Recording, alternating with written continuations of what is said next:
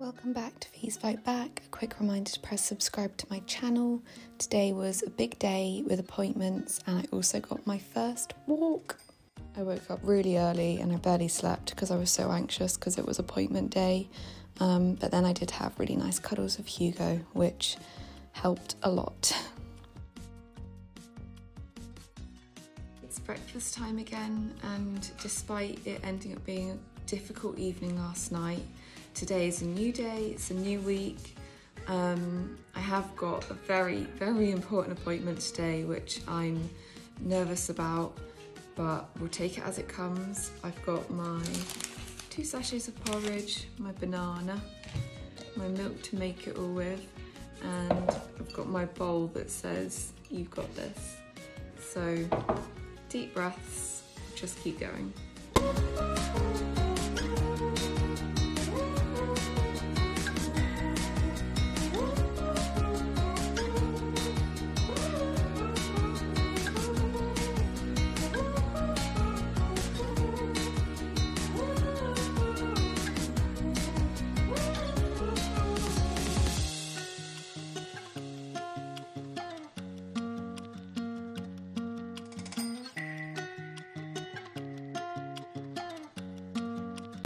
I put my amazing new Christmas llama socks on and I had my morning snack in the car, which was an apple and a Nutri-Grain bar before my appointment. I am so cold, which is why I'm so wrapped up. It was a very difficult appointment in the end. The slight good news is I can start coming out the wheelchair a little bit, just for certain time periods. But yeah, it was a very difficult, stressful appointment. My brain went into a horrible tiz about things and I basically really need to curb. I need to work on my exercise addiction, which is something I've battled for so many years and I've never really managed to get hold of. I might talk about it more a bit later, but for now I'm gonna go and try and warm up. The appointment didn't go as I was expecting. I think this is where I find it so difficult and I need to not trust myself, which is really hard to do. I was absolutely convinced that things had gone a certain way and realistically they hadn't to the extent I had feared they were. But I got myself really worked up in the appointment and I do get very anxious in them, and sometimes it takes me coming away from them and being able to calm down a bit to think back, and I always go, I don't even know what I was saying in that appointment. Like the illness kind of takes over my head because I go into threat mode. But I'm trying to take some time now and trying to think of a way forward to try and tackle my exercise addiction and activity levels, because that's as important as the food, and also try and keep on top of my meal plan whilst I'm battling those urges, which again is something I find very difficult.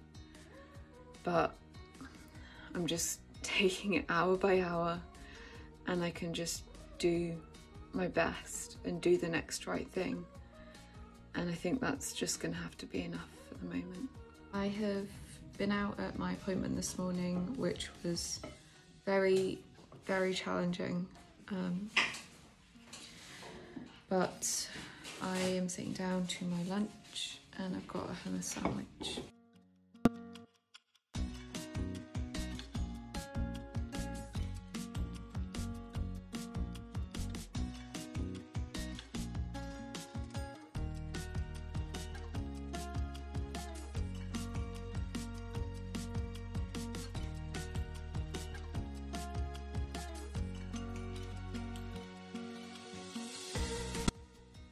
I am a little bit warmer now, but I have really bad hat hair because I've been curled up in my dressing gown and a hat and a scarf for the last 2 hours trying to get warm.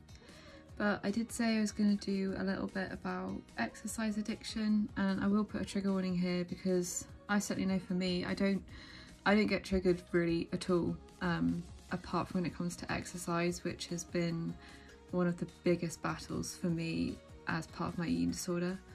So if you are vulnerable to that kind of thing, then skip past this. So what is an exercise addiction, as it sounds?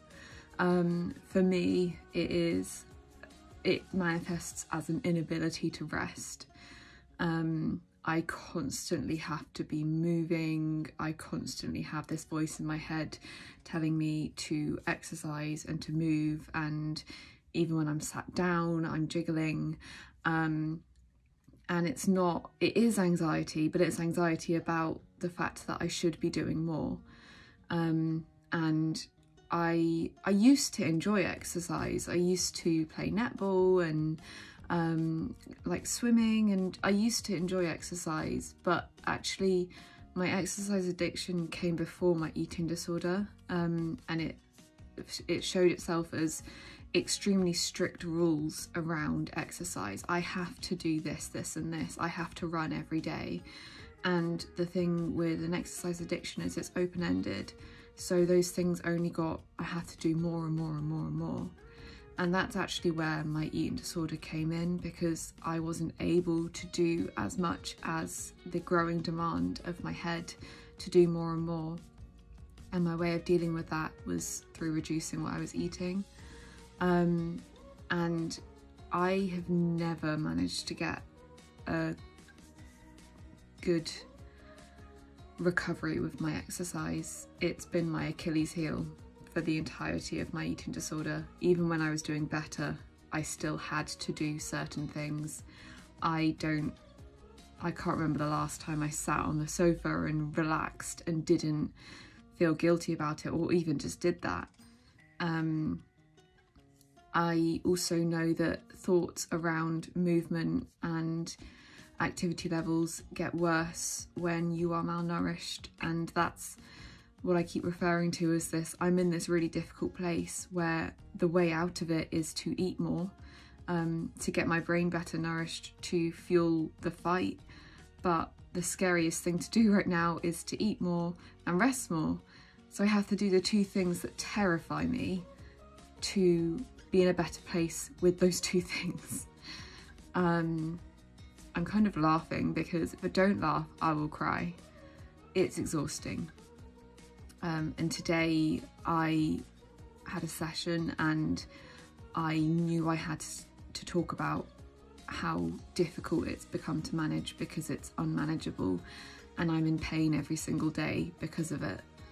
And we have agreed that that's why I am allowed to start doing a 15-minute walk, is to try and take off all of the rituals and rules I have around standing and pacing and all the things I've been struggling with, which are essentially making my reality torture, because I'm pushing myself with my meal plan but then completely unable to relax. I'm so anxious and so uptight all of the time because of this need to move and exercise that it's almost cancelling out everything I'm doing with my meal plan.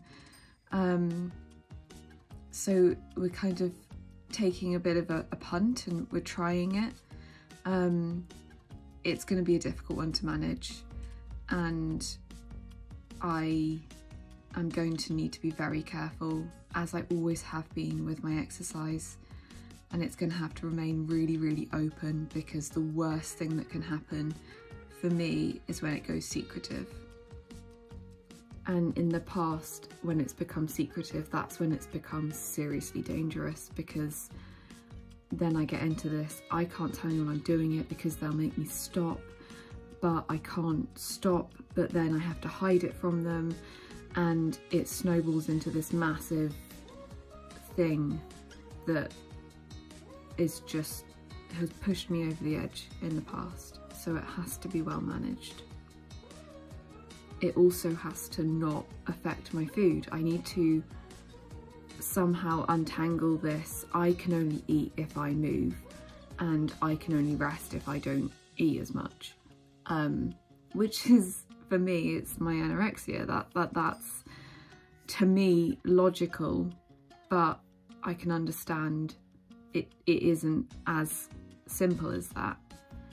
And what I've come home and I've written a plan called Fiona's Reduction on Activity Plan, and I put my reminders in there. And my first reminder is why I'm doing this, because I don't want to do it. Because I don't want to be standing up all day, and I don't want to be pacing the house, and I don't want my parents to be saying, Fiona, sit down, Fiona, sit down, Fiona, sit down. And I want to get out of the wheelchair, and I want to be able to go on a walk and enjoy it, rather than, you know, have to time it, or I have to be walking and then I have to be sitting. And welcome to my head. It's fun. That was sarcasm. It's not fun. Things are very difficult at the moment, and it was a very difficult appointment when I realised how difficult things were. But I've started a plan to try and tackle it, and that's the next right thing. And the most amazing person sent me this little charm, and it is engraved, and it says, do the next right thing. And I put it on my necklace so that it's close. And every time I'm struggling, or I have a blip, or something goes wrong, or I have a panic attack, I stop myself and I think, right, what's the next right thing to do? That, at the moment, will be going and sitting down. And knowing that it's going to be uncomfortable and anxiety provoking, but doing it nonetheless, because as my nurse said, I'm currently on 75% distress all of the time. I could do that for a year, or I could go up to 100% distress for 2 months, and then it will get better. So it's going to get harder before it gets easier, but it's going to be worth it. And I hope I look back at this in 6 months, when I have been able to go on a beautiful dog walk with Hugo in the sun and just enjoyed it, and think, God, that Fiona needed to just hold on. And I'm gonna hold on, because I'm gonna get back to that fee. And even better, because I'm gonna tackle my exercise addiction this time. I'm not gonna let it win. I'm not gonna let it take any more years of my life. Just got my afternoon snack, and I'm having this birthday cake bar. And the last time I had one of these was when I was in hospital, and I know I like it, and that's why I've not had it. I explain it all in one of my YouTubes, but yeah, I'm allowing myself to have it today, so be good.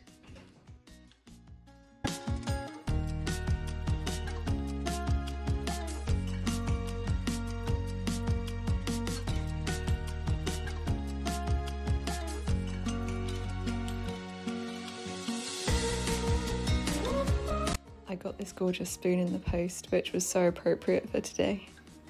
Me and Mum are out on our first walk. Well, my first walk, not Mum's first walk. Hello, puppy! Hello, puppy! It was just so nice to be out on a walk with the fresh air in the fields. And yes, it was a very short walk, but it was perfect. Then I had my 6 PM food, which had an increase. Then I did some paint by numbers, which really helps to relax me. And then I had my night snack, which also had an increase, but I managed it because I want to keep going and keep going on dog walks, and for days like today. As always, finishing on a positive quote, and again, I felt this one was really appropriate for today.